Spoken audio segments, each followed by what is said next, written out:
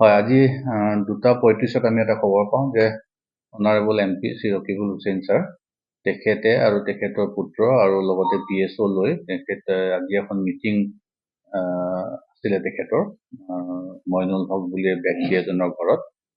আৰু সেই মিটিংখন এটেণ্ড কৰিব গৈ থাকোঁতে নতুন বজাৰত কিছু দুৰ্বৃত্তই তেওঁক আবদ্ধ কৰি তেওঁৰ লগত অকণমান কনফ্ৰণ্টেশ্যন হয়।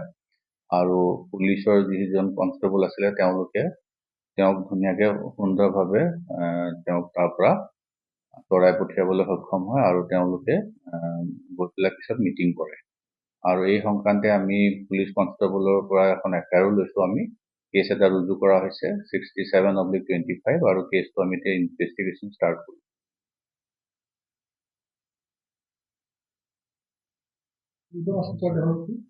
দেহৰক্ষী তেওঁৰ লগত আমাৰ 3জনে দিয়া আছে। আজি তেওঁ 2জন লৈ গৈছিলে আৰু তেওঁ ইয়াৰ পৰা যেতিয়া গৈছিলে তেওঁ নিজৰ গাড়ীতে গৈছিলে, কিন্তু ৰূপহী কলেজৰ আগত হায়াৰ ছেকেণ্ডেৰী আগত তেওঁ গাড়ীৰ পৰা নামি পেলাই স্কুটিত উঠে আৰু সেই আধা কিলোমিটাৰ যাওঁতেই ঘটনাটো সংঘটিত। নাই, তেওঁ মোক কৈছিলে আৰু অচিকো কৈছিলে যে মোৰ মিটিং এখন আছে আৰু মিটিঙত আমি চিকিউৰিটি এৰেঞ্জমেণ্ট কৰাও আছিল।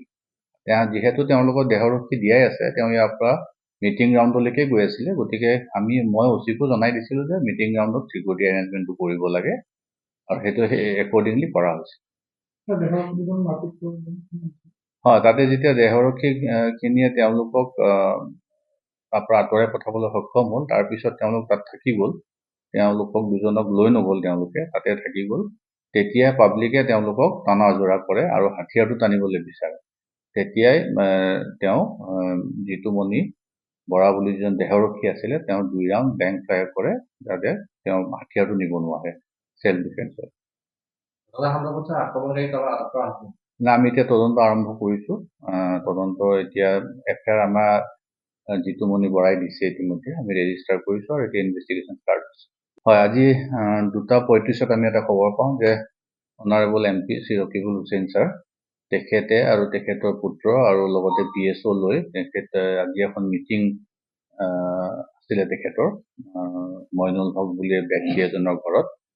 আৰু সেই মিটিংখন এটেণ্ড কৰিব গৈ থাকোঁতে নতুন বজাৰত কিছু দুৰ্বৃত্তই তেওঁক আবদ্ধ কৰি তেওঁৰ লগত অকণমান কনফ্ৰণ্টেশ্যন হয় আৰু পুলিচৰ যিজন কনষ্টেবল আছিলে তেওঁলোকে তেওঁক ধুনীয়াকৈ সুন্দৰভাৱে তেওঁক তাৰ পৰা আঁতৰাই পঠিয়াবলৈ সক্ষম হয় আৰু তেওঁলোকে গৈ পেলাই পিছত মিটিং কৰে।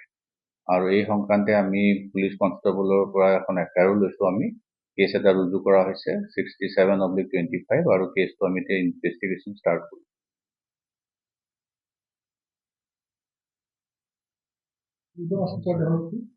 দেহৰক্ষী তেওঁৰ লগত আমাৰ 3জনে দিয়া আছে। আজি তেওঁ 2জন লৈ গৈছিলে আৰু তেওঁ ইয়াৰ পৰা যেতিয়া গৈছিলে তেওঁ নিজৰ গাড়ীতে গৈছিলে, কিন্তু ৰূপহী কলেজৰ আগত হায়াৰ ছেকেণ্ডেৰী আগত তেওঁ গাড়ীৰ পৰা নামি পেলাই স্কুটিত উঠে আৰু সেই আধা কিলোমিটাৰ যাওঁতেই ঘটনাটো সংঘটিত। নাই, তেওঁ মোক কৈছিলে আৰু অচিকো কৈছিলে যে মোৰ মিটিং এখন আছে আৰু মিটিঙত আমি চিকিউৰিটি এৰেঞ্জমেণ্ট কৰাও আছিল। যিহেতু তেওঁৰ লগত দেহৰক্ষী দিয়াই আছে, তেওঁ ইয়াৰ পৰা মিটিং গ্ৰাউণ্ডলৈকে গৈ আছিলে। গতিকে মই অচিকো জনাই দিছিলোঁ যে মিটিং গ্ৰাউণ্ডত চিকিউৰিটি এৰেঞ্জমেণ্টটো কৰিব লাগে আৰু সেইটো একৰ্ডিংলি কৰা হৈছে। হয়, তাতে যেতিয়া দেহৰক্ষীখিনিয়ে তেওঁলোকক তাৰ পৰা আঁতৰাই পঠাবলৈ সক্ষম হ'ল, তাৰপিছত তেওঁলোক তাত থাকি গ'ল। তেওঁলোকক 2জনক লৈ নগ'ল, তেওঁলোকে তাতে থাকি গ'ল। তেতিয়াই পাব্লিকে তেওঁলোকক টানা আজোৰা কৰে আৰু হাথিয়াৰটো টানিবলৈ বিচাৰে।